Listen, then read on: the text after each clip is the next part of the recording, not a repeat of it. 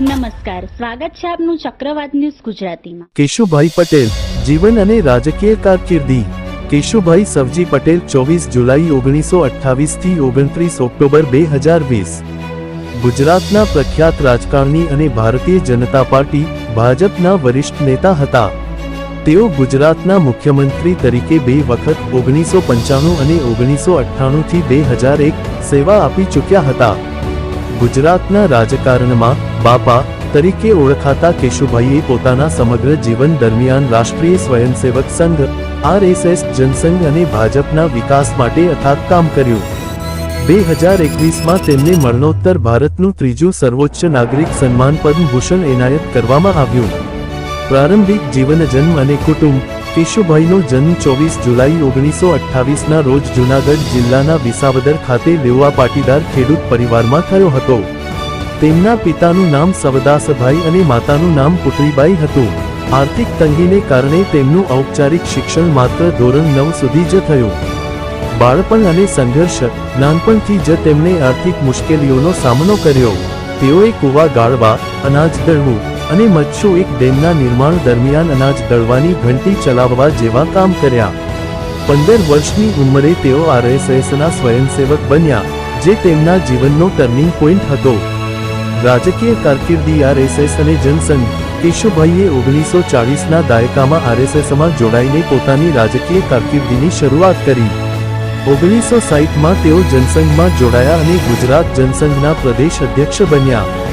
1975ની કટોકટી દરમિયાન તેમણે જેલવાસ પણ ભોગવ્યો। વિધાનસભામાં પ્રવેશ। 1975માં તેઓ વિસાવદર મતવિસ્તારમાંથી જનસંઘના ઉમેદવાર તરીકે ગુજરાત વિધાનસભામાં પ્રથમ વખત ચૂંટાયા।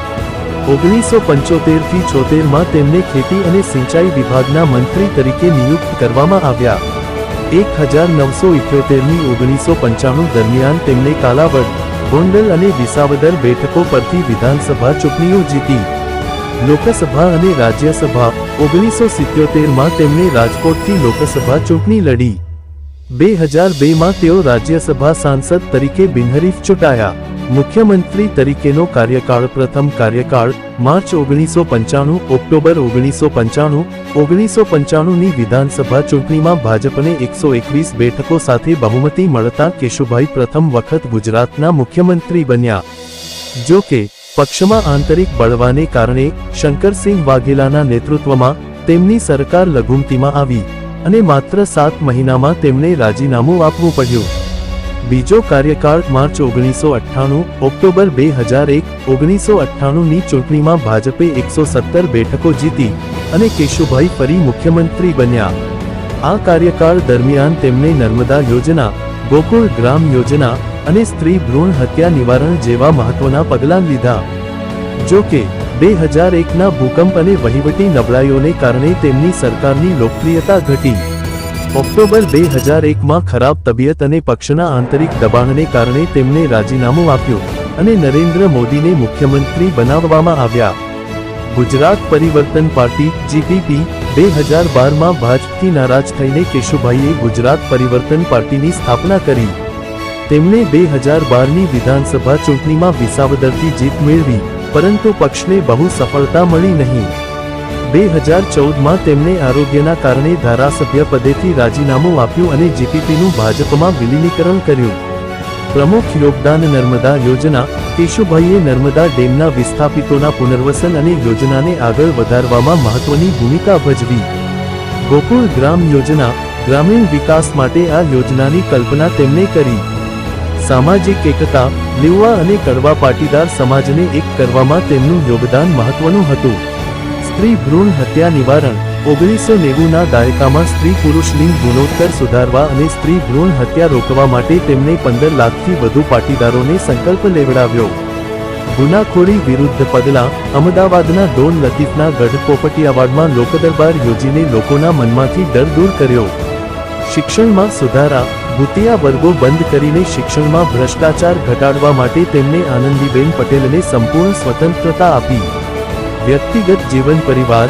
કેશુભાઈના લગ્ન લીલાબહેન પટેલ સાથે થયા હતા, જેમનું 2006માં અમદાવાદ ખાતે આગની દુર્ઘટનામાં નિધન થયું।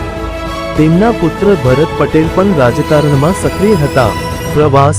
તેમણે ઇંગ્લેન્ડ, અમેરિકા, ઇઝરાયલ અને પોર્ટુગલની મુલાકાત લઈને આર્થિક વિકાસ અને સંસ્કૃતિનો અભ્યાસ કર્યો. અવસાન કેશુભાઈનું 29 ઓક્ટોબર 2020ના રોજ 92 વર્ષની વયે હાર્ટ એટેકથી અમદાવાદમાં નિધન થયું. થોડા સમય પહેલા તેઓ કોરોના સંક્રમણમાંથી સાજા થયા હતા. તેમના નિધનને ગુજરાતના રાજકારણના એક યુગના અંત તરીકે જોવામાં આવ્યું. વિવાદો અને વારસો વિવાદો. કેશુભાઈનો નરેન્દ્ર મોદી અને શંકરસિંહ વાઘેલા સાથેનો સંબંધ રાજકીય ઉતાર ચઢાવથી ભરેલો હતો. 2001માં તેમની જગ્યાએ મોદીને મુખ્યમંત્રી બનાવવામાં આવ્યા, જેનાથી તેઓ નારાજ થયા. વારસો. કેશુભાઈ ગુજરાતના રાજકારણમાં એક નિષ્ઠાવાન, સંઘર્ષશીલ અને ખેડૂતોના હિતો માટે સમર્પિત નેતા તરીકે યાદ રહેશે. તેમના યોગદાને ખેડૂતો, ગ્રામીણ વિકાસ અને નર્મદા યોજના સાથે હંમેશા જોડવામાં આવશે. કેશુભાઈ પટેલનું જીવન એક સામાન્ય ખેડૂત પુત્રથી ગુજરાતના મુખ્યમંત્રી સુધીની પ્રેરણાદાયી સફરનું પ્રતીક છે, જેમણે પોતાની નિષ્ઠા અને સમર્પણથી ગુજરાતના વિકાસમાં અમૂલ્ય યોગદાન આપ્યું.